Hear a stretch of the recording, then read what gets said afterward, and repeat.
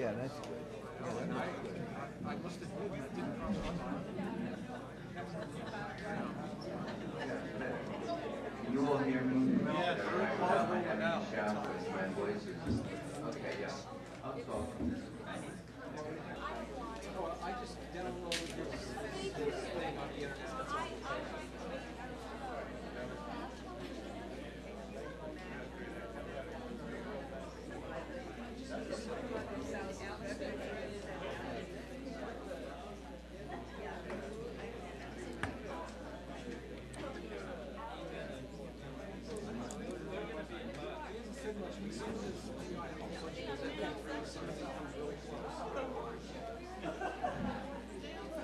Good evening, friends.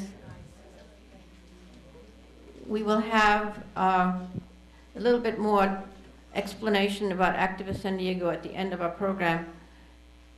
So I wanted to just make a few brief remarks. First, I wanted to invite Mansour to come up for a minute. Mansour has been very kind, and his work for KPFK Pacifica has been very, very important. And every time we have a really important person speaking here in San Diego, he comes all the way from LA to tape and to do all the work. So I just want to briefly explain to you what is happening at Pacifica Radio. Hi, I'll be very brief. I have a petition going around that, you know, the Excellency Radio from Tijuana's, it's on the same bandwidth as KPFK. That's why you're not getting KPFK signal. I have a signature, a petition for that. One, to get rid of the radio station, and two, to get a repeater for San Diego. So see me, or we get the flyer going on. Was that good? 15 seconds. Thank you. Those of us who are familiar with Pacifica Radio know that it's our lifeline to sanity, and we need to do everything we can to support them and to get more people to listen. I wanted to also mention that Michael Parenti's book is here tonight for sale and for signing, and we are selling it at a very special price of $10. So, huh? Give them the time. Give the sign. Give them the title. Oh. The culture struggle, which is the topic of our discussion tonight, and this is Michael Parenti's latest book.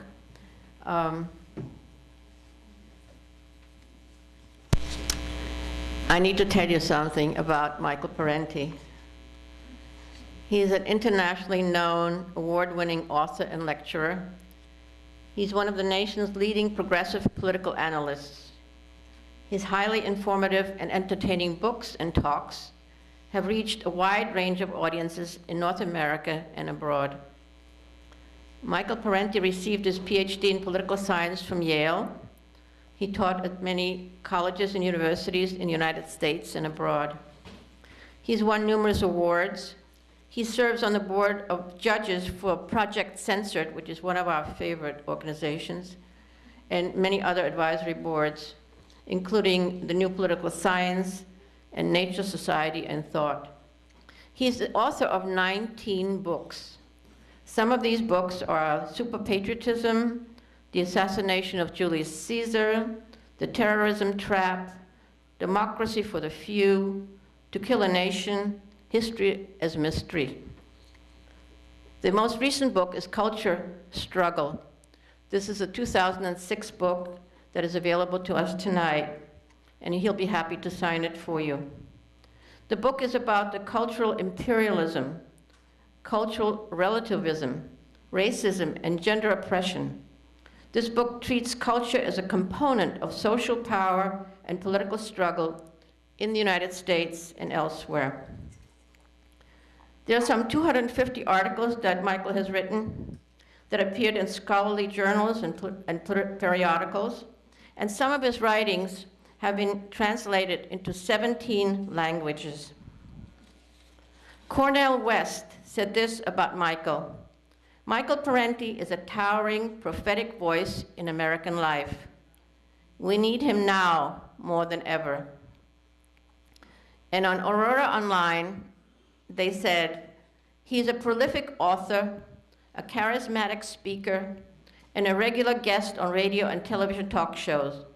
Parenti communicates his message in an accessible, provocative, and historically informed style that is unrivaled among fellow progressive activists and thinkers. And we know that the academics in general don't really speak up very much.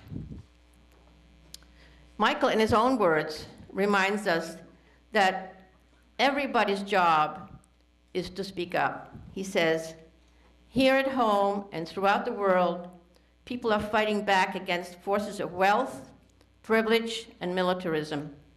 Some because they have no choice, and others because they would choose no other course but the one that leads to peace and justice. And it's a great pleasure for me to welcome Michael Parenti.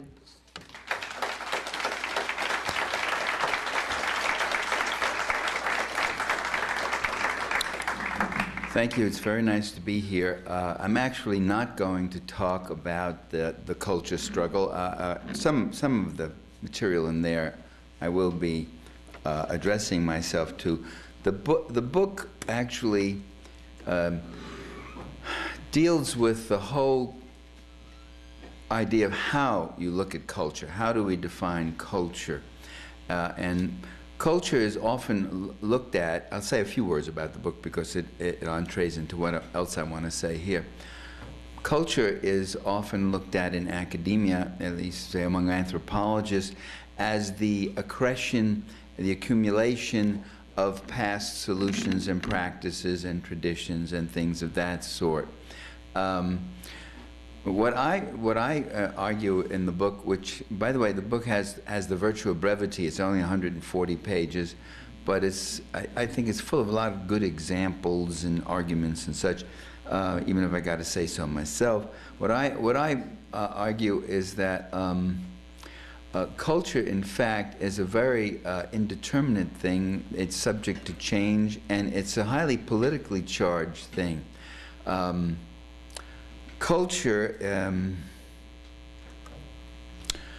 for instance, when somebody says you should respect our culture, that assumes that everybody in that culture is happy with that culture. You know, do you respect a culture where, well, let's say, 13-year-old girls are in effect sold into marital sexual slavery, or where one is subjected to enforced clitoridectomy, or where indentured labor, or some other culture where indentured labor is used in a certain way, or this culture, all the things that we find that are wrong, where militaristic ventures are glorified, and American messianic supremacism is propagated and all that. So in fact, the culture is not a cohesive entity that a people have. Some parts of it benefit some people more, and some parts of the culture may even be opposed by people within that culture.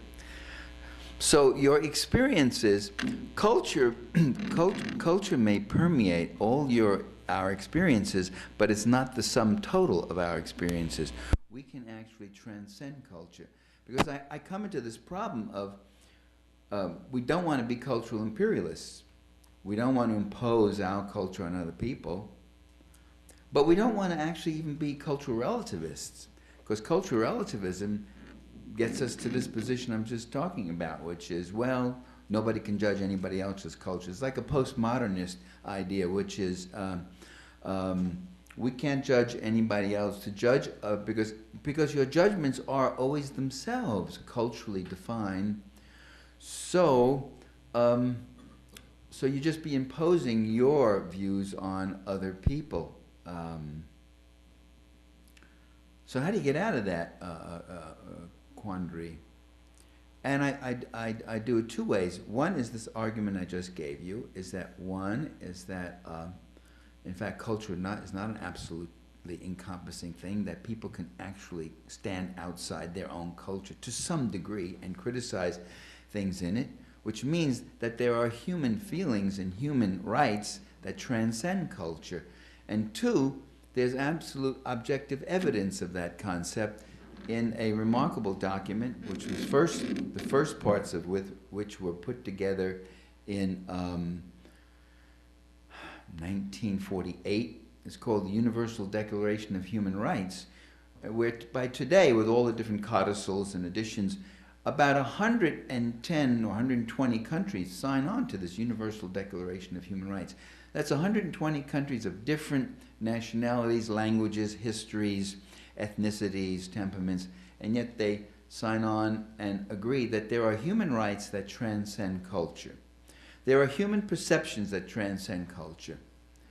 That's how you might be able to read a Persian poem or story and resonate and feel it. That was written, let's say, 400 years ago. That's how you're able to read Goethe or Shakespeare. Different culture, different time, different this, and yet there are human, we may miss something, there are things we may not get, there are things lost in the translation. But you get the basic, you can get the basic human thing there. So that's what the book deals with. And some of that I would treat tonight by talking about some things about race, gender, and class, how to think about class, and then relating that to how these politico-cultural things relate to present day situation we face. That's the other thing I stress in the book about culture. It's a highly political. It's a politically, culture just doesn't innocently grow up. Much of it is manipulated by the politically dominant forces, and that's why culture is often a class defined, that is defined by class power, not just by class experience. Now, there's nothing wrong with treating class, race, gender, and culture and other such things as distinct from each other. In many respects, they are. The mistake is to consider them unconnected, that they're always mutually exclusive, that if this thing has to do with race, then it doesn't have anything to do with class, or if it has to do with gender, then it's a distinct. Now, by the way, there are sometimes distinct concerns, life and death concerns, which might at the core have a purely racial or gender fixed problem to them. But much of our race, gender, class, or cultural experience is linked to each other. They're interrelated and may be part of the same overall systemic dynamic. Let's take class, because I do think it's the crucial factor regarding certain issues, not all issues. There are two ways of looking at class. Not class as such is not, and I'll tell you why, but class power is the crucial factor. It's very crucial for anybody who wants to urge people onward in their perceptions and criticisms in this society. Because in this society, class and class power are just about almost blotted out. You can show people a whole film about class power and they'll say, oh, I didn't see that. No, oh yeah, oh, now that you mention it or something. It's amazing how this will happen. That Americans, I'm talking about American intellectuals, are almost trained not to talk about class. So I want to talk about class because I still haven't been housebroken on this issue. There's two ways of looking at class. You can look at it as a demographic trait relating to lifestyle, income, status, upper middle, upper, lower class, that sort of thing. There's another way of looking at class that's not just a demographic terminology, and that is looking at class as a relationship having to do with political economic power, and it's an interrelationship. So there's no such thing as a class. except in relationship to another class. So you can't have lords of the manor unless you have serfs. You can't have slaveholders unless you have slaves, to take the earliest of class societies. You can't have owners and bosses unless you have workers. That they define each other in a relationship. And you can't have equality of different classes. You can hope for equality of gender. I'm not saying we have it, but you can conceptualize a society in which men and women could be equal, and we're struggling for that.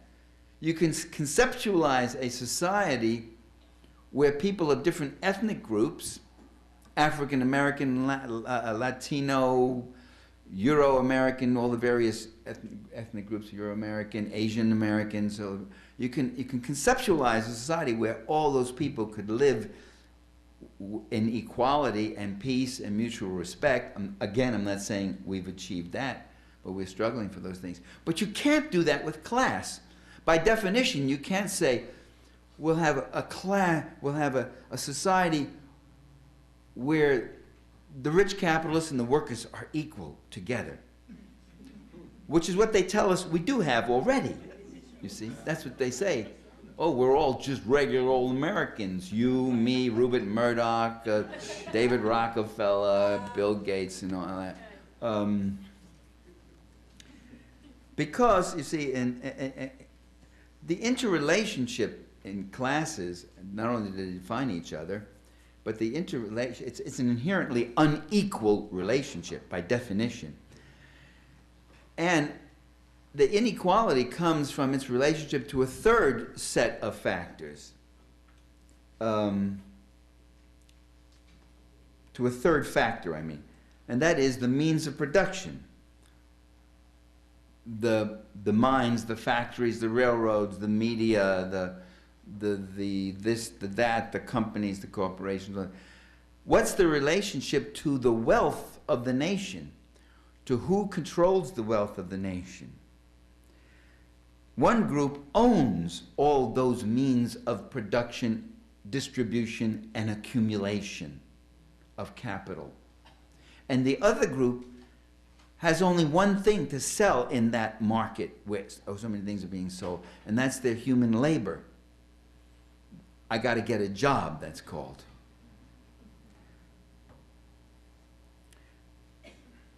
It has nothing but its labor, and it gets back much less than it produces. But again, by definition. As a boss, there's only one reason I'm going to hire you. It's so that I can make money off your labor.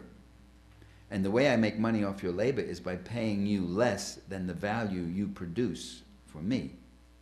I mean, unless you're the boss's son-in-law or something, and you're a nitwit and he can't get a job anywhere else, you bring him in, give him a little sinecure job. But normally, the only way I'm going to hire you is because I can make money off your labor. So, I remember doing strike support work for United Auto Workers in Carbondale, Illinois, in an earlier lifetime. Back in '69, and I remember one of the workers saying, he was African-American auto worker, and he said, either you own the mother or you work for it. That was his rule. Either you own the mother or you work for it. He used a somewhat longer word than mother, but that's what it was. So, now you can say, I mean, that isn't the only area where your value has been gets expropriated. You can say, well, then I'm not exploited in this society because I work for a nonprofit. Nobody's making money off my... No, they get you. They can get you still as a... not only as a worker, but as a taxpayer. And just as a citizen. You have to pay taxes. You get very little back for those taxes. Other people get much more off those taxes. In Democracy for the Few, I spent a lot of time explaining, where does public policy money go? Who gets it, you know? those people who keep lecturing you, don't go to the government looking for a handout. They got their hands in our pockets. They got their hands in the public treasury up to their elbows, up to their shoulders.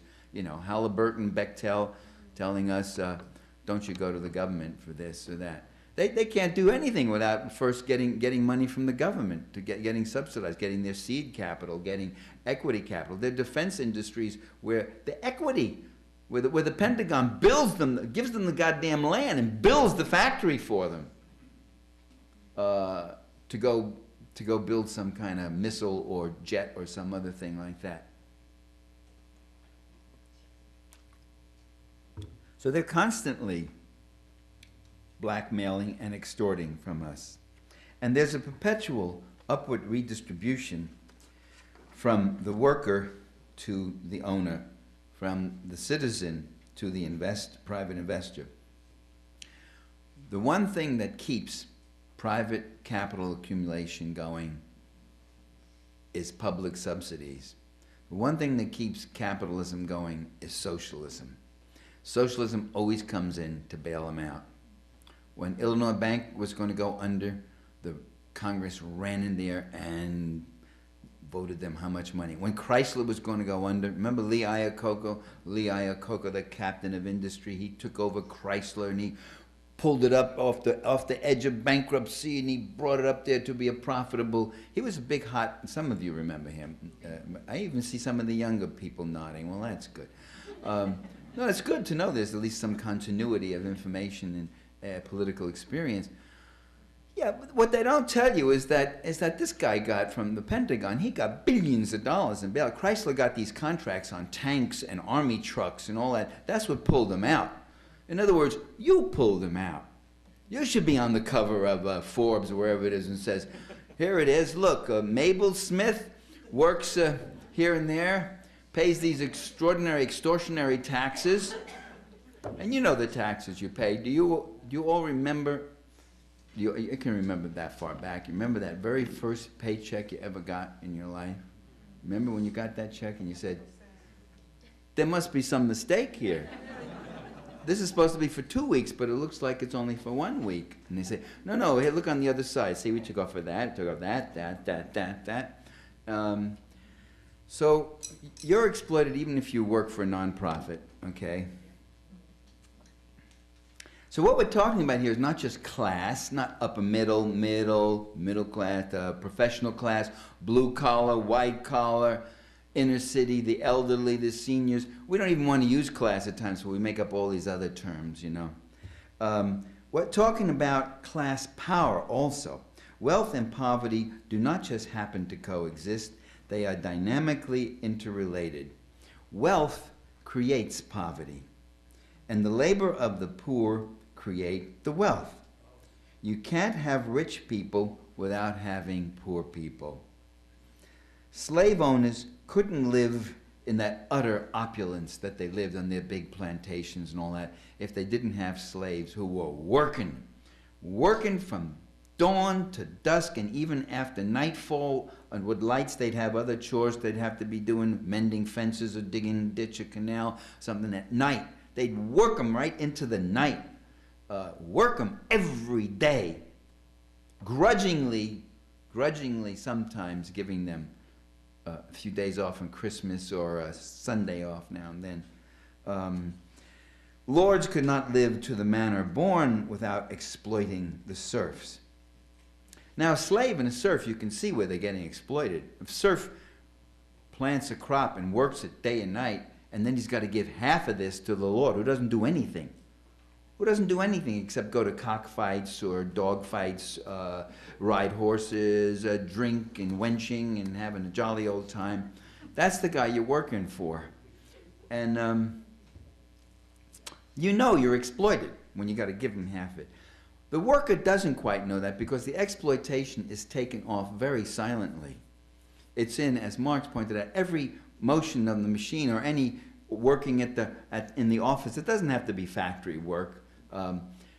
Some part of the value you're producing is being taken off. It's estimated that the average worker works for herself or himself from 9 in the morning till about 11 a.m.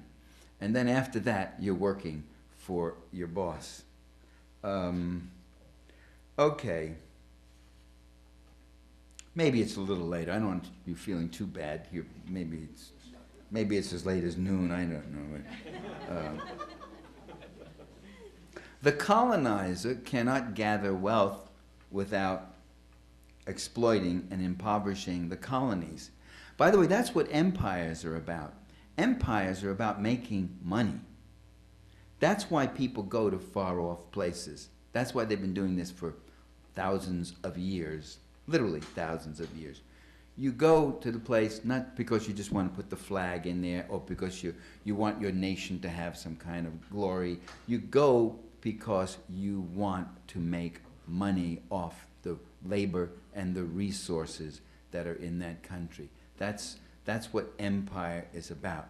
Empire is about the ruling elements in one country expropriating the land, the labor, the natural resources, the wealth that's in the ground, the minerals, the gold, the iron, copper, tin, whatever it might be, and the markets of another country. And what that does, when you keep working on people and you keep taking the stuff out, it leaves them poor. It leaves them very poor. So the third world is not underdeveloped. I never did understand that term, underdeveloped. And it's not developing. They're calling them the developing nations. That accepts underdevelopment as an original condition. It's maldeveloped. It's overexploited. These countries are poor because they've been ripped off for 400, 500, 600 years. Let's take racism. Let's move to that. Discussions on racism usually fix on attitudes. Bill Clinton, you remember in his last year, he decided he was going to deal with racism in America. And what did he do? He had these highly publicized things. He sat down with a white family here and a black family here, and let's just talk, folks, like this is where the problem is at. And some of the problem is there. People feel this bad way, and we've got to cleanse their hearts and minds. But we should also keep in mind the larger system of power and interest that sustains racist attitudes. That's why we should speak not only of attitudinal racism, but of institutional and systemic racism. That is, an institution can be racist in effect, even if its officers claim no such racism in intent.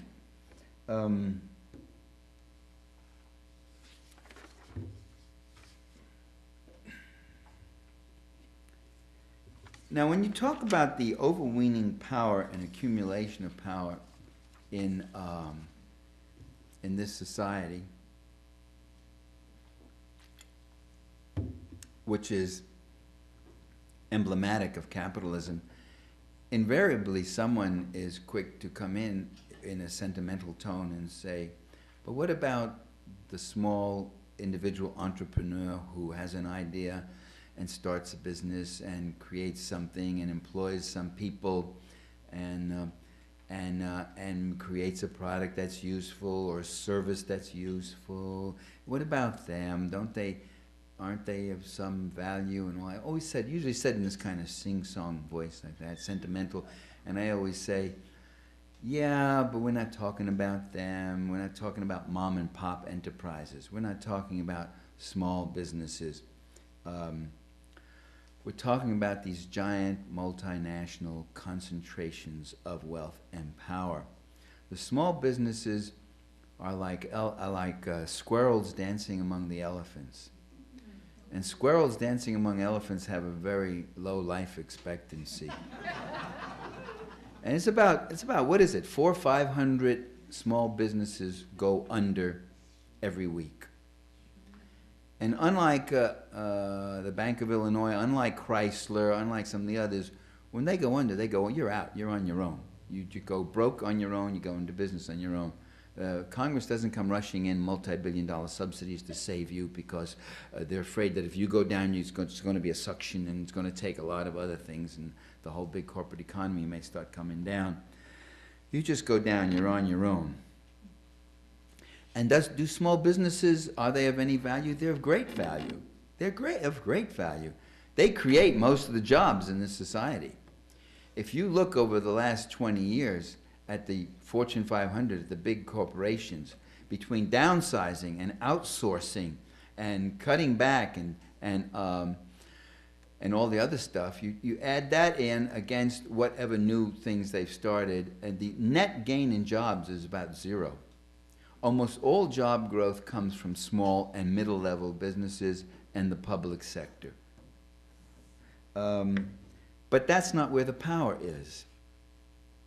That's not who's shaping the society and the culture and everything else like that.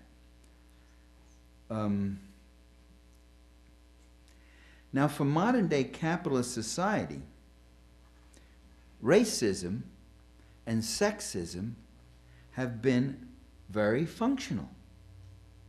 And if they weren't functional, you can bet they would have been gone a long time ago. Or a lot more of it would have been gone. A lot quicker, a lot easier. People would not have to die. Women would not have had to fight for 90 years to get the vote.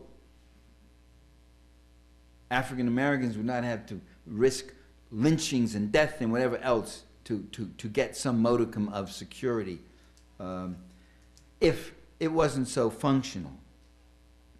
First of all, employers have always desired a surplus workforce.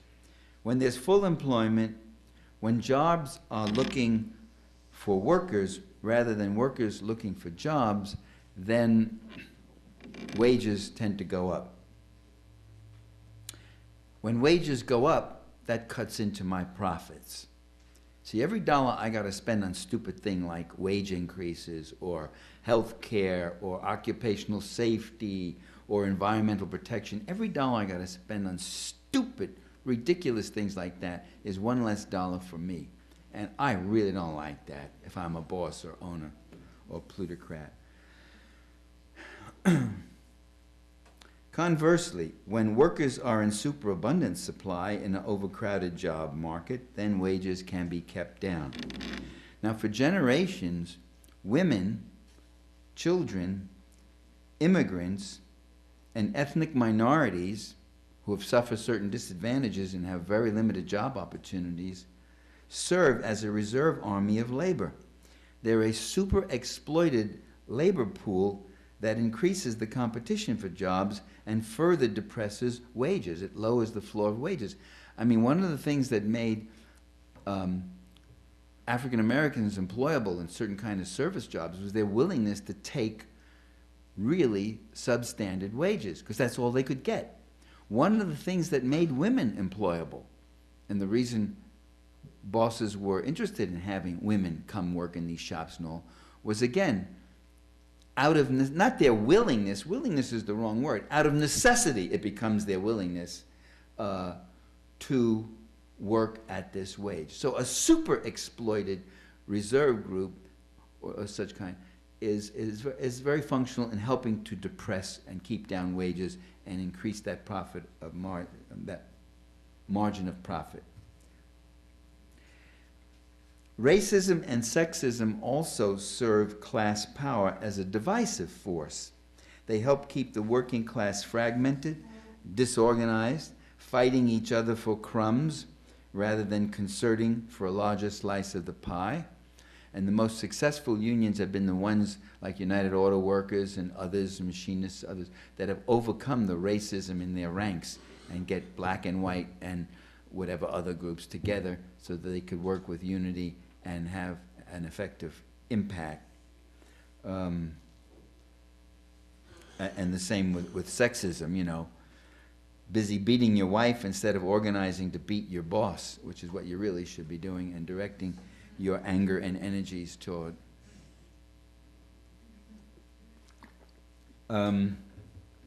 Economic elites, by the way, are very aware of this, and they consciously discourage working class unity and incite inter-ethnic competition. This is as old as Plato and Aristotle. There's a passage in Aristotle's Politics in Book 1 where he advises the slaveholder. He says, ancient Greece was a slave society. He says, if you have a work crew of slaves, make sure they're of different nationalities and they can't speak each other's language. I mean, there, right, is there in that great, marvelous book of political philosophy that we all read. What's happening to the sound of this? Is it still on? Oh, there it is. Is that? Well, what happens is you start to compensate and using your voice to reach. Boy, these crappy. Someday I'm going to speak someplace where they've mastered the mysteries of sound.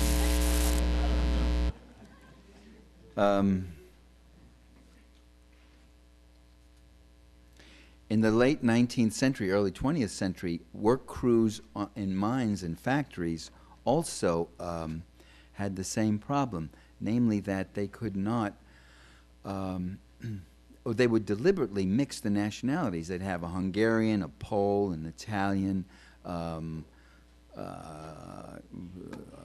whoever else, all these different immigrant groups, working them, deliberately mixing them up so that they did not get along or they did not understand each other, and that was what's happened to it. Let's see, the button was, there we go. I think accidentally it's on. Yeah, is that better? All right. Oh, when I move that, is that it's got to be up Yeah. as far. Is that on now? I don't. Yeah, I don't know. I want to point out that racism has to be taught to people. That in 1600s in America, you had indentured servants, Native American Indians, they were called Indians mistakenly, and Africans, African slaves here, runaway slaves. They would actually form communities, all three groups. They often were working under the same miserable conditions, and they developed friendships. They even, God forbid, they not only fraternized, they even intermarried. So what you had to do was teach people to be apart and to be separate, drive these wedges and put little pictures in their heads of fear and division.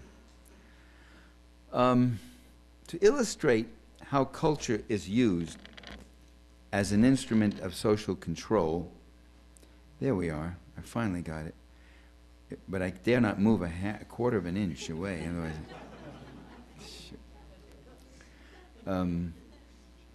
Let's look at the political scene in this country a little more closely right now, because what we're seeing is a plutocratic resurgence, a reactionary force that's in power right this time. They're not conservatives, they are reactionary. A conservative is someone who resists any kind of social advancement and social change because he wants to maintain his, conserve his existing privileges. A reactionary is someone who wants to roll it back and make things, roll back the existing egalitarian advances and victories that everyone, and that's their outspoken, if slightly disguised, goal, to get us back to 1890. Now, the conservative class uses culture as an instrument of social control. The conservative plutocracy, plutocracy means ruled by the wealthy, is keenly aware that it's vulnerable on class issues. After all, its class agenda really only serves the interests of about really, ultimately about a fraction of 1% of the entire population. Its class agenda is diametrically opposed to the needs and interests of the vast majority of the people in this society. People in George Bush Sr.'s presidential campaign, not Jr., not George W. Bush, but Herbert Walker. George Herbert Walker Bush back then, when he was running for the presidency against Michael Dukakis of Massachusetts. Remember that miserable performance by Dukakis? They said, I think Lee Atwater said it too. Now this is 20 years ago. He said, if Dukakis had played the class card, we would have lost. But he never did. The Democrats are terrified at the prospect of playing the class card. Because their greatest fear is being found too far out left. So they're always sucking up to the middle, to the right, and moving in. Oh, they're always saying, you see them on those talk shows, so, well, we don't differ that much. Well, we agree, really. We really have a lot of agreement here, blah, blah, blah. You never see the reactionary saying that. He's never saying, oh, we agree. Oh, that sort of thing. Oh, I'm on your side. We're really on the same side. You know, that sort of thing. Dukakis he didn't do that. He spent the whole goddamn campaign talking about his leadership abilities. I believe in leadership. I'm going to bring leadership. And everybody's saying, well, you talk about what's on everybody's mind, the issues, the problems we're facing, and all that. So he never played the class card. Meanwhile, the Republicans played the Willie Horton card, soft on crime. They played the Gulf War card. They played the abortion card. Not the Gulf War, that started later on, but they played the threat of terrorism card. They were playing all that stuff back then, too. The reactionaries, they hit on two tactics. The first one is to conjure up alternative issues, which are sometimes called cultural issues. Oh, cultural issues are very important in this election. I even saw a Sunday talk show once. It was with William Buckley and about 3 or 4 of his right-wing cohorts. And they were sitting there, and they were very consciously saying that conservatives have to explore and bring forth cultural issues that resonate with the people and move away from these limited bread and butter issues. Now, if you decode that, they're saying, we don't have a chance on class, really, if we really tell people what we want to do to them. We want to cut your wages. We want to cut back on your human services. We don't want to give you health insurance, this and that. But we do have a chance if we get them involved and concerned and worried about feminism, the gays, the blacks getting everything, and you're a poor, hardworking white guy, you never get anything, and all that sort of thing. And so they've been doing that now for a couple of decades, or about 3 decades, playing on these issues. One big one is a godsend in the last election was gay marriage. I mean, that was just throwing them raw meat. Oh, thank God, manna from heaven. There it was, keeping people distracted and up in arms about denying rights to other people. Because gay marriage will undermine the very fabric and sacredness of marriage and destroy it as an institution, as is happening right now in Massachusetts, correct, which has legal gay marriage. And don't you see the whole institution of marriage is just falling apart? Why would you want to get married anymore if queers can get married too? I mean, it's just not, doesn't happen. It's outrageous. It feels all filthy and wrong. I'm not going to get married, baby. Don't give me that argument, sweetheart.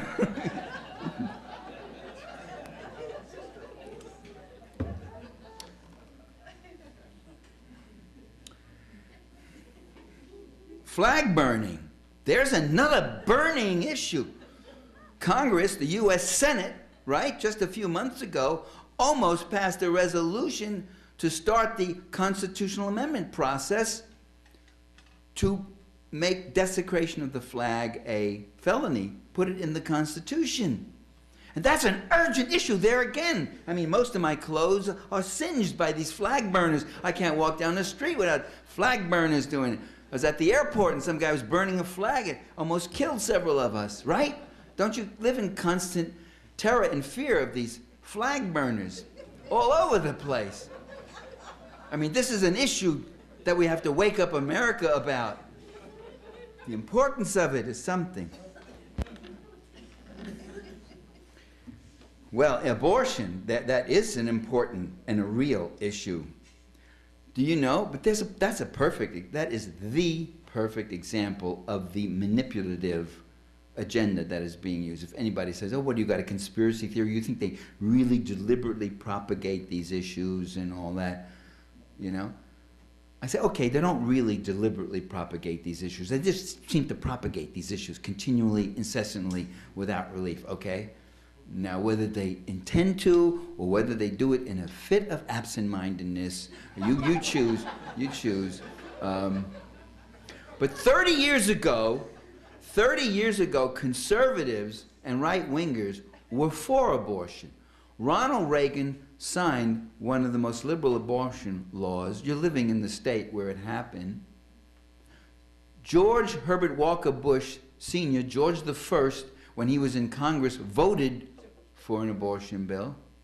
It was only later on when they began realizing that they could use this issue, that, you know, their arguments then were that the poor have too many kids, they're on welfare and this and that, and they should get abortions and so forth.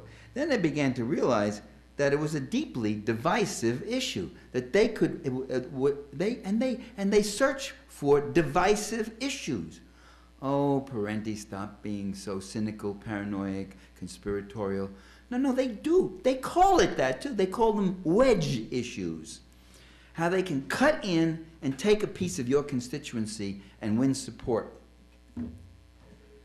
And that's what they did. They discovered that it's a lifestyle issue, that many middle Americans resented the new liberality, the sexual liberality, the idea that women could have birth control, that they could have sex without the responsibilities of pregnancy, or when they get pregnant they can get an abortion, and that sort of thing.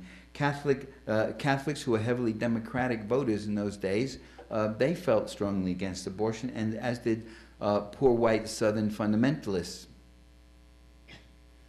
So abortion suddenly became a holy crusade. Suddenly these people were getting up and talking about their concern for human life in the womb. You know, they just say about Ronald Reagan, he was concerned about human life for the first 9 months. After that, he cut the women's infant children feeding programs, he cut, you know, family assistance, he cut school funds and all that. He didn't care about human life once the fetus was born. Only when it was in the mother, then it was a sacred, hypocritical issue.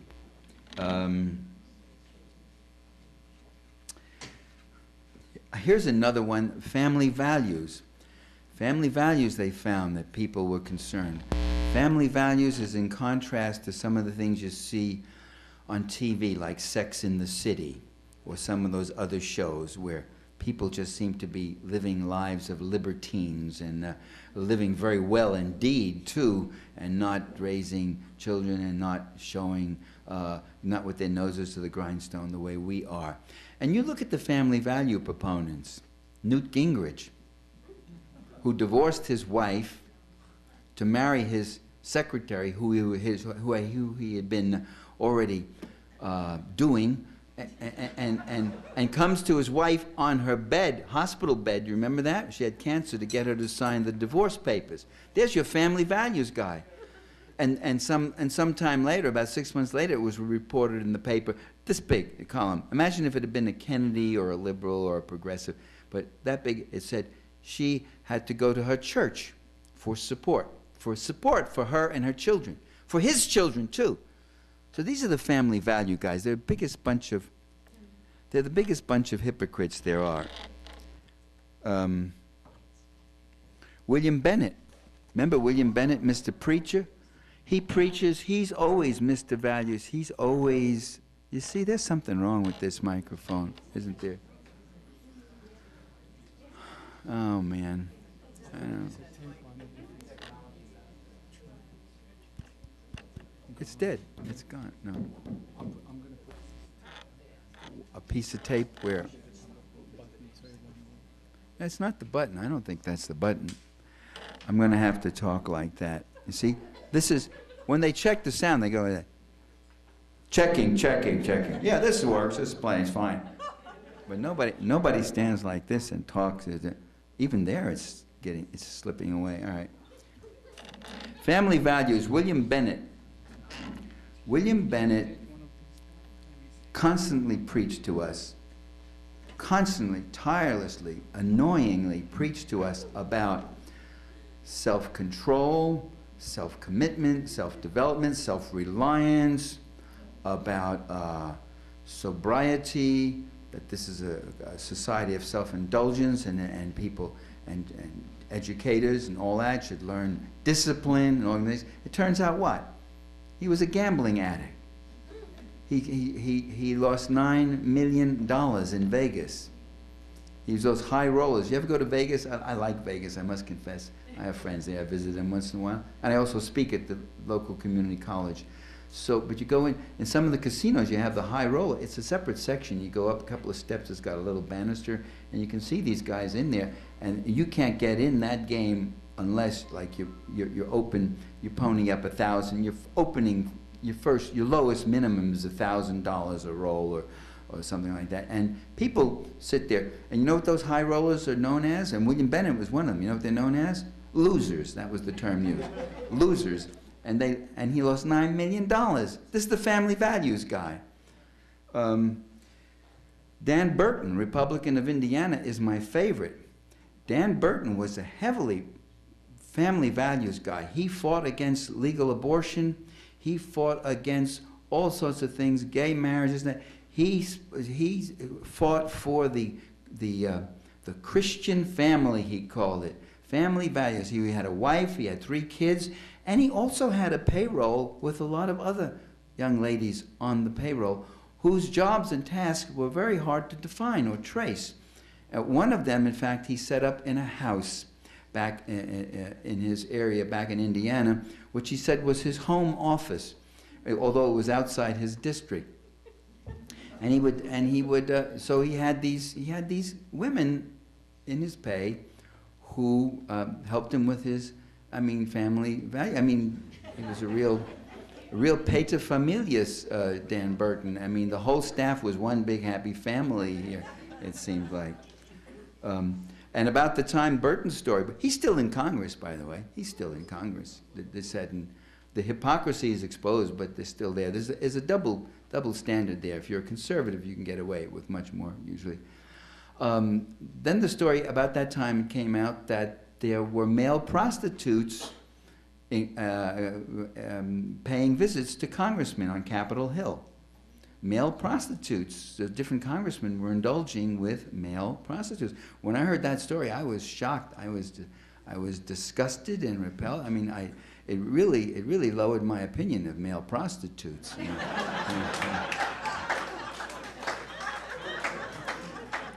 Who are, after all, hard-working guys, I imagine.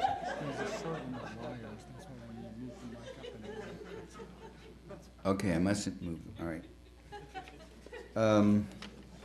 Here's another great family values guy, John Fund. Anybody remember John Fund? Know him? He was a right-wing editorial writer for the Wall Street Journal. You know, the Wall Street Journal is like an old-fashioned paper where it says you got to be objective and balanced in your news, and sometimes you get some remarkable stories in the news, but you can say and do whatever you want in the editorial. And their editorials are so right-wing, they are really as bad as any Fox network is. Did I pronounce that one right? You know, Rupert Murdoch's Fox News Network. As bad as anyone, as bad as that one. So John Fund was one of these right-wing editorial writers. He was a ghostwriter for Rush Limbaugh's first bestseller. He wrote his book. He was a longtime promoter of family values. He went around talking about it. He was arrested for beating up his fiancée, Morgan Pillsbury, from the Pillsbury family. Money. That's why the story made it in the press. He had been pressuring her to get an abortion. Family value guy, anti-abortion, sacred life of the fetus, you know. A fertilized ovum is a life just as much as the adult woman who's carrying it, or adolescent woman who's carrying it. And he not only pressured her to get an abortion, he had been sexually involved with Morgan Pillsbury's mother. Family, man, family. All in the family. Those are family values in action. Do you remember George Roach of Hillsdale College? That's the one that sends out all these right-wing statements. They always have these right-wing speaking agendas. George Roach he always got up and talked about, it's a Christian college. It's the only one in America that does not accept federal funds, because federal funds come with an attachment of equal opportunity, you know, no racial considerations and all that sort of thing. And since they refuse the government telling them what to do, they have this. So they've got this right-wing conservative Hillsdale College, and they always have people who come in and talk about decency and family values and civility, and George Roach was, as president of the college, was a great propagator of that until he had to resign because his daughter-in-law, who he had been having sex with regularly, his son's wife, he'd been sleeping with his son's wife, and she was now found dead, shot through the head, declared as suicide, although last I heard the police were investigating and they were questioning George Roach's son as a suspect murderer. I never was able, I went on the internet, I checked, look, I can't even find anything. Do you know, George Roach just died. Do you know what the Hillsdale did? They put a whole thing up and did a whole obit on him about what a great, beautiful guy. Never mentioned this. Oh, by the way, he did have to resign Hillsdale. He did have. No, I haven't touched this microphone, and now the sound's coming out. Well, I'm glad you guys are enjoying it. I'm not.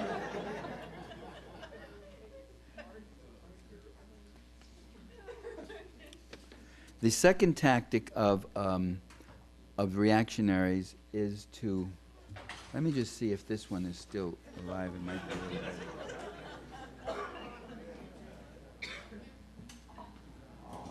The second, this would be out. No, this is on. Yeah, except you can't reach it. Oh wait, no, you guys gotta do all that. Never mind. No, here, leave it. We can move it over there. It's not a problem. No, leave it alone. Yeah. The second tactic of conservatives is pseudo-populism. That is, they literally hijack class issues. They talk about the liberal latte elites, and those people versus honest, regular folks. So they literally use a left-wing populist idiom, and they're using it. They use it. Tom Frank was written about this. Thomas Frank in Kansas gives the example of that happening. Those elites, those intellectuals who look down on you regular folk and all that. Well, we, the Republican Party, speaks for the ordinary, regular, middle Americans. So they conjure up a class struggle, not only in terms of, but only in terms of lifestyle issues. The Democrats, they say, they speak for the intellectual snobs, the media elites, the alternative lifestyle people, the gays, the feminists, irresponsible and dangerous elements in the minorities, and so forth and so on. A bolder variation of this pseudo-class struggle by the reactionaries is to employ outright lies about economic issues. That's the simplest way. And this goes back, from Nelson Rockefeller to George Bush Jr. today, you could see that. Outright lies. We want to cut your taxes.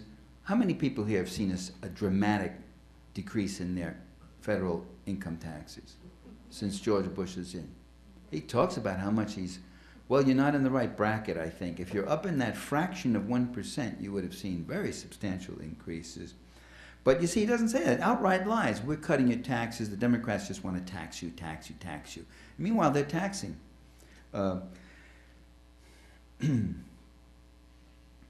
We're for working families. Yeah, and they cut assistance to family. Family assistance programs have been cut.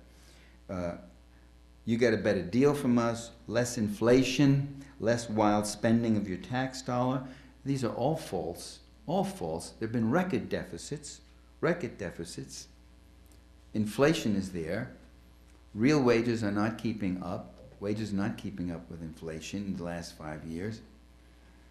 NPR radio, I heard this statement made by a commentator not a few years ago. Quote, if you remove fuel, food, and housing from the equation, there has been very little inflation in recent years.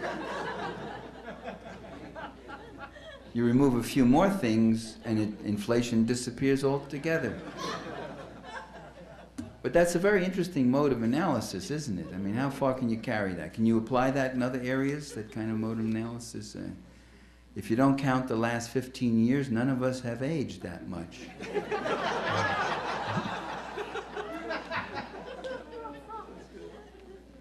Another technique is to conjure external enemies and threats that to further distract the populace away from class issues.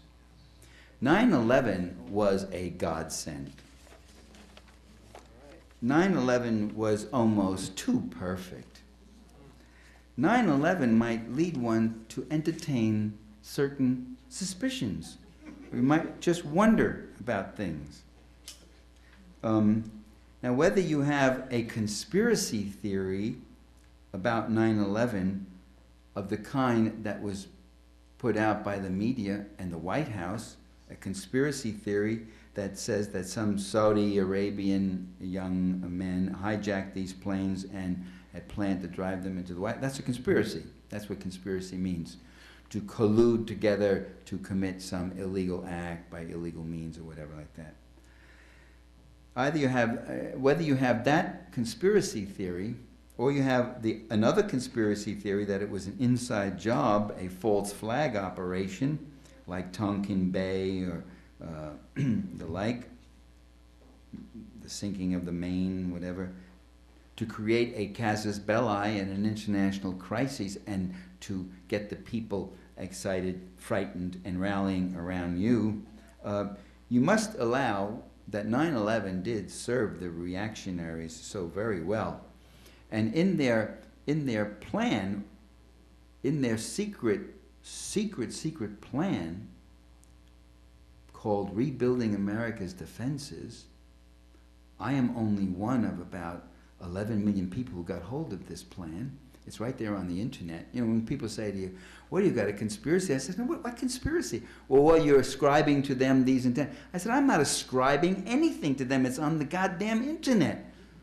It goes to Project for a New American Century, and they published a thing, and they said, the American people are not going to go along with an agenda of perpetual war as we want, an agenda of global wars and such, so that the U.S. can maintain a superpower position, unless they are driven into it by some catastrophic danger like Pearl Harbor. They said that. Well, you must allow that it served the reactionaries very well. And Project for a New American Century is not just some obscure group. You know who were members of it: Dick Cheney, Donald Rumsfeld, Paul Wolfowitz, Elliot Cohn, Elliot Abrams, Jeb Bush, Richard Pearl, all the people you love. Yeah. And they were now in power. Well, at the very least, I would say this, at the very least, if you don't want to get into all the 9/11 stuff, at the very least, you got to say that the evidence very strongly suggests that the administration knew something was up. What I just said, I realize as I said it, is an incorrect statement. It doesn't suggest, it states explicitly. The August 6th memo that the CIA sent to the White House stated explicitly that a terrorist attack of very serious scope was coming. And you remember Bush, you remember Bush's response? I saw him, I listened to him on TV. He said, yeah, they told us there would be an attack, but they didn't say when, or where, or how, or why. Excuse me, are you the president or something? So what, so you went to Texas for vacation? Are you the president or something? You only act when it's served to you on a platter and the exact time and date with photographs and whatever else is provided? Don't you start doing things? Don't you put people on alert? Don't you at least tell the airlines? And they didn't. He didn't even alert the airlines, didn't even alert airports that there might be something coming up. And as a matter of fact, they did tell them where, when, how, to some degree. They said when. Soon. They said how. It would involve hijacking passenger planes. They said where, major metropolitan areas. And they even said who. They said Al-Qaeda, whatever Al-Qaeda is. Where is Al-Qaeda these days? Why aren't they? That's the real mystery. Why aren't they doing more of these things? It's an odd thing, isn't it? Funded by the CIA. Isn't it? The conjuring of external threat also allows for a war against Iraq. I say allows for because, again, Project for New American Century had targeted Iraq and said we should invade and occupy Iraq. That was something that the Bush Jr. administration was dedicated upon, talked about doing and wanted to do before 9/11. But Iraq is a disaster of policy. Iraq, you can't say that helps the interests of the empire. Well, is it really entirely a disaster for the guys at the top?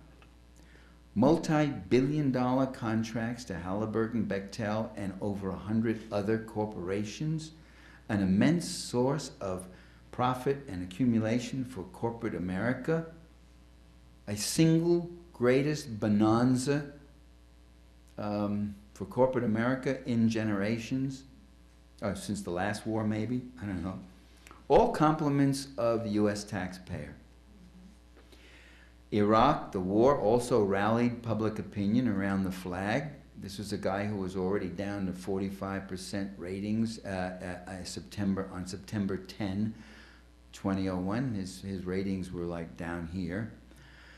And suddenly public opinion rallies went up. Support for him was up at 90% or 80%, whatever. Rallying around the flag. Your country is under siege. You're an American, patriotic, we're going to win, we're going to survive, we're going to fight. And that flag is wrapped around the president. So you conjure up external threat, support our troops, defend our homeland, and you hand over more and more power to the executive component of the state. Iraq also issues in the whole era of perpetual war. They use that term. Not a president who says we should long for peace, we should explore to see how we can propagate peace, but a president who talks about war. Do you recall his speech at Annapolis graduation this past spring when he said to the midshipmen, he said, I wish I'd written the speech down, but I thought of this on the plane coming over, but he just was so up. He was saying, our technology, our defense, our military technology is getting better and better. Future wars are going to be fought with more precision, fewer casualties for us and fewer casualties for the civilians, and with greater success and more lethal power, and you know, like whoopee for war. He keeps referring to future wars. When he started the war against Afghanistan, he said, this is the first war of the 21st century. The first war, like he's anticipating a whole series of wars. And he would. If the insurgency in Iraq didn't have them pinned down and with their backs to the wall now, they would be in Iran by now. They would have taken Syria by now. And war means record profits, record contracts, record military budgets. He's expanded the military spending by some 50%. That's an incredible climb. War prevented Iraq from converting its reserve currency from dollars to euros, which Saddam Hussein was threatening to do. If nations no longer accept the US dollar as the reserve currency, that could bring disaster for US trade and imports and for the dollar itself. The US will be stuck with hundreds of billions of these paper dollars that nobody wants anymore. This could bring everything down. Iraq's economy has been totally privatized, except for oil, which is still nominally government owned, but the oil is being taken out by British and US companies.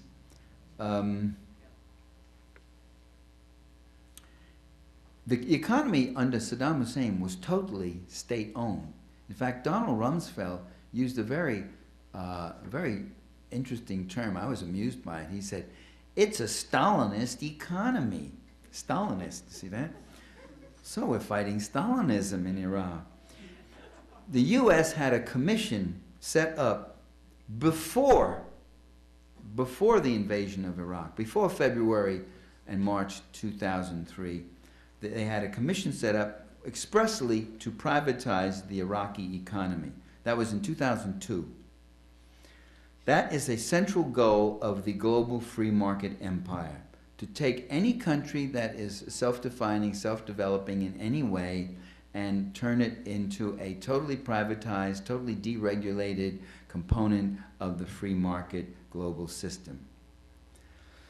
It doesn't mean they've privatized the economy, that they've gone in and built a consumer economy. I mean, you don't have McDonald's and Starbucks in Iraq now. I mean, you don't even have utilities, private utilities going on. I mean, the whole thing is a shambles. So they haven't built the alternative economy, but they haven't built the privatized economy, but they destroyed this alternative one.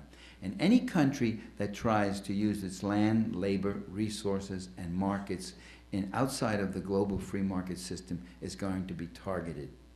And its leaders will be called thugs, and will be called enemies of the U.S. and hostile to us and all that. Any country does that, and they will be targeted. And the people in their fear will rally around their leaders to save them. U.S. intervention in Iraq also wiped out all the oil contracts with Russia that Saddam Hussein had set up with Russia, China, France, Italy, and a few other countries. The U.S. and the British are getting the oil. Seems like old times, like 1957 again. They're only taking out about half as much as they could potentially get, and some of that is because the oil lines get blown up and and that sort of thing. But they're still getting it. They're getting it. And by the way, they're not even marketing much of that. They're keeping it off the market. That's often one of the things they want to do. Keep it off the market, keep the oil supply scarce, keep the prices up. Prices now, as you know, are down, and they're guaranteed to stay down at least until November 7th.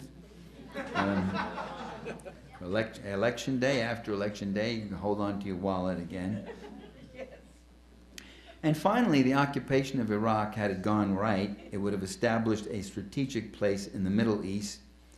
It would have wiped out, it did wipe out one of Israel's potential opponents. I say potential because Saddam Hussein, who was a ruthless killer and a murderer and was put in by the CIA, a fact that the media has total amnesia about, everybody in public life have total amnesia that Saddam Hussein was CIA during the most murderous, torturous, brutal part of his career. He was working for the CIA. But not a word of that, not a word of that now. But he also showed sympathy for the Palestinians and all that, and probably gave them funds and all that. And when I was in Baghdad, I stayed at the what's it called, Hotel Palestine. So that's all gone. And Iraq, Iraq is a hub. If you look at the map, it borders the most important countries in that area: Iran, Saudi Arabia, Kuwait, Turkey, Syria, Jordan. Right there, you got the control of that. You got a lot of leverage, and you got a lot of points, attack points or whatever. Now, all of that explains why the U.S. went into Iraq, but not why they're staying. I mean, I think some of it does explain why they're staying. I just had this discussion with my son today. He just got back from Afghanistan. He said, well, why are they staying? And now that I think about it, well, that does, because the contracts are still coming in, the military spending is still coming in, and all that sort of thing.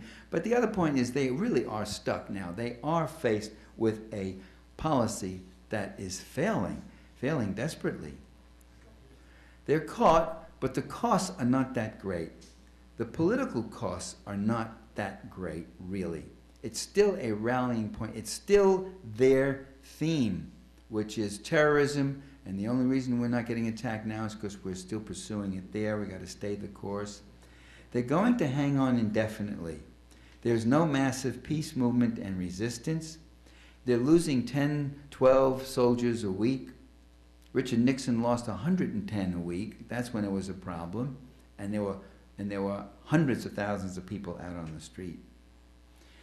Look at Afghanistan. It's entirely a failure as an undertaking. It is really done. And you remember the Republicans, just when they had that debate in the Senate about getting out of Iraq, one after the other on message. We mustn't cut and run. We mustn't cut and run. We can't tuck our tail between our legs and run. We can't cut. Well, that's what he's doing. That's what George Bush today is doing in Afghanistan. He's cutting and running. He cut the number of troops in Afghanistan. He just yesterday, day before yesterday, took 12,000 American troops in Afghanistan and put them directly under NATO command. Now, how often does a U.S. commander, U.S. president do that? Directly, not coordinated with NATO, not working within there, not the prime force, but under NATO non-American command. So, you know, let the wimpy Europeans take the rap if this whole thing goes down the tubes. Every development project in Afghanistan is ended. There's nothing they're doing. There's zero security. Zero. And the Taliban are resurging all over the place. So in both those countries, force and violence has made things worse and more horrible than ever. The NATO troops, my son who just got back from Afghanistan, as I say, the NATO troops, most of them are staying in their barricades, not really patrolling. So I think I've gone on much too long, haven't I? All right, well, I just got too much here, I realize now. What we're seeing over the last 30 years is a really reactionary campaign to roll back the gains of the 20th century. They preach the ideology of plutocracy, which is the ideology of the free market, that the free market will bring you all sorts of blessings. The goal is to elevate corporate property rights to a level above all other human rights, and they do that with free trade, that anything you try to do for the economy, for the environment, for this, for people, protections, regulations, all that, if that violates free trade treaties, then it's out. So the property investment right is being elevated to an unanswerable status. They made liberal a dirty word. They developed an ideological reactionary mass media networks, CBN, Fox, 100 of right-wing radio talk shows every week. And those talk shows, those politicians, these leaders, they're always on message. They always have the polemical point and they're driving it home. You don't see that. You don't see that among the moderates. The moderates are too busy trying to show that they're moderate and balanced and they're not pushing too hard. Larry, you don't see. You see it on Bill O'Reilly. That guy, any issue that comes up, he is hitting and hitting and hitting home his view of the world. He has a whole Weltanschauung, a whole view of the world, and he is driving that home. And every one of these guys are doing that. You don't see that on Larry King. Larry King, what is he busy doing? Showing off his suspenders and interviewing this person and doing a little fluff here and a little fluff there. And can you honestly say what his politics are, if he even has any? He does have politics. He had Warren Beatty on one day, and he said, "What's the favorite movie you have? What's your favorite movie of all the ones you made?" And Beatty said, "Reds." And Larry King looked at him and said, "We'll break for a commercial." No, that's what I've called that when I've done that. I have a media techniques of control. I call that the non-follow-up. The guy says something, you cut. You turn to the other person on the panel, or you break for a commercial, and you never go back to that issue. See, that's amazing. Wow, that's amazing. They've learned to enlist religion, homophobia, sexism, and bigotry to distract the populace from class issues and substantive democracy. Okay, it doesn't look good now to be an out-and-out bigot. You can't go out and say, "Those niggers," right? You can't say that. This isn't 1940 Alabama anymore. But you got other coded ways you can talk about. Quotas and affirmative action and inner city crime and this and that, and there are these buzzwords that get out there. They're stealing elections. They stole the 2004 election, even bigger than the 2000 election. I have an article on that if you want it. I'll be happy to email it to you. It'll be out in this new book that I'm doing called Contrary Notions. But there's been a lot of good writing on this done by people like Harvey Wasserman and Bob Fitrakis and Steve Freeman and Martin Crispin Miller. Is it Martin? Mark Crispin Miller. It's incredible what they've done. Suppressing voter registration rolls, sabotaging voter stations, rigging accounts with touchscreen voting machines. In the state of Nevada, I was telling some friends today, in the state of Nevada, John Kerry lost every county that had touchscreen voting machines. Every county, and every one of those counties. Could you open a door over there, please? Open the door, because it's sweltering hot in here. Every one of those counties, it correlated with nothing else, not income, ethnicity, past voting patterns. It didn't. The only thing it correlated with was these voting machines. They're rigging it and they're suppressing the vote right today. Just yesterday, this past week, the House passed a law requiring proof of citizenship if you're going to vote. Well, you know, low-income people, elderly, others, a lot of us don't have, unless you have a passport or unless you can find your birth certificate somewhere. This is another thing. It's a constant struggle to get the vote. And they do this, again, under one of these false issues, that burning issue of voter fraud. Don't you know, how many of you know of at least 7 or 8 people who have fraudulently gone and voted where they weren't supposed to vote and were not qualified to vote? Raise your hands. Come on. Oh, bunch of lefties or something. Cameras, please note, no hands went up. Okay. What we need to do, and let me end here, is become increasingly aware of what is happening, increasingly link events to polemical points, see the political dimensions, be on message ourselves, rather than diluting the message. And I'm always, all my life, I've had people sidle up to me telling me to dilute the message, especially when I was in academia. Oh, dilute your message. Say less so that you'll reach more people, or, you know, you won't get too much flack and all that. No, don't dilute your message. Press it with militancy, with dedication. Cross all those lines. Cross those parameters of respectable opinion into unrespectable opinion. The major media pretty much belong to conservative forces. Let me prove that by just a question.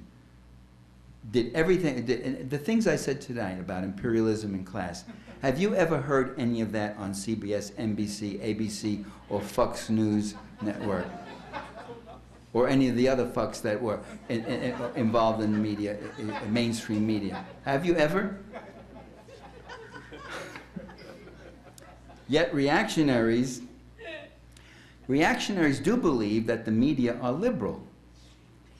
First, that's a way of keeping the media on the defensive. Keep accusing them of being liberally biased, that keeps them on the defensive, and they're constantly leaning over, like all liberals are doing, sucking up to the conservative. Oh, you know, no. Oh, well, let's hear from you. No, I understand what you're saying. Yeah, well, you got something in what you're saying. You never hear those other guys saying that to us. And second, they really do feel that way at times because the news does report things that are disturbing to them, like the war in Iraq and all that. Because the problem is that reality is radical. So when the news gets a little piece of reality right, these guys on the far right see that as liberal propaganda. Why do you have to discuss that? Why do you have to have that? Why do you have to report to these American soldiers who are being killed in Iraq? Do you see reports of the American soldiers who were killed in Iraq on Fox? No. They don't. They love the soldiers. They support the soldiers, but they won't report how many have been killed or maimed and all that. Why do you want to do that, liberal media? You want to do that because you want to provoke, because you want to propagandize, and you want to make George Bush look bad. You see, it's a liberal media. You're not being objective by reporting those things. And they convince themselves quite honestly of this. But see, it really is true that reality is radical. It really is true that real wages have remained flat or declined. That's not a liberal or leftist argument or polemic. That's a fact. But when you report it, they see you as polemicizing and not being objective and trying to badmouth the economy and drag it down. It really is true that the major tax cuts went to the super rich. Big cuts for the big people and little cuts for the little people, if any. It really is true that global warming is happening. They finally have to acknowledge it or ignore it. But again, they see you, what is all this global warming? What is it all about? What are you distracting people with that concern for? You see, they conjure up fears and threats in us, but they themselves are not afraid of the things they should really be afraid of, which really are dangers. It really is true that 45% of Americans do not have health insurance. And if you don't have a health insurance and you can't pay for health insurance, that means you can't even afford a doctor. And if you can't afford a doctor when you're ill, you have real problems and real troubles. And one could go on. So we mustn't retreat from that message.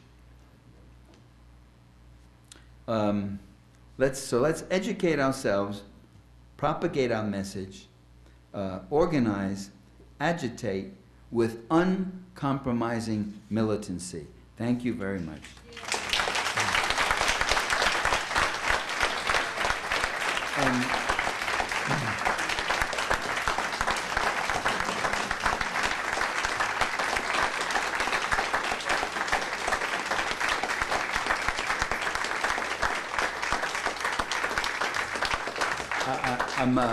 I'm sorry, I'm not going to do a Q&A. My voice has just gone out. So, I mean, for $5, what do you want? But he is going to sign books. I will sign books, yeah. Thank you, Michael.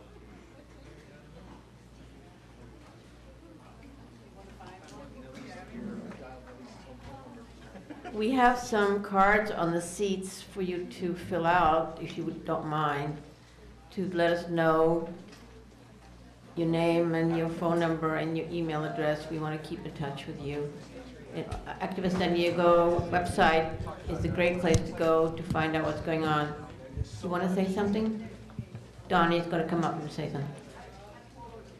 There were a few people who came in late and didn't, or came in early and didn't give any donations, and we would appreciate if everybody did that. Yeah, I just want to say Activist San Diego sponsored this event, and we appreciate everyone's support. And go to our website. The website is set up actually so that the community itself can post their own event so that we don't have to do it for you. So if you're having a potluck, if you're having a demonstration, or another meeting where you have speakers, you can go to our website and register. It's free. There's no, you can remain anonymous if you want to. And you can register on our website and then post your own event. And then you can re-edit your event and log in with the same name and password each time. We also have a newsletter that goes out to, I believe it's a couple thousand people right now, weekly. And we appreciate your support. And thank you for coming out, too. Mm-hmm.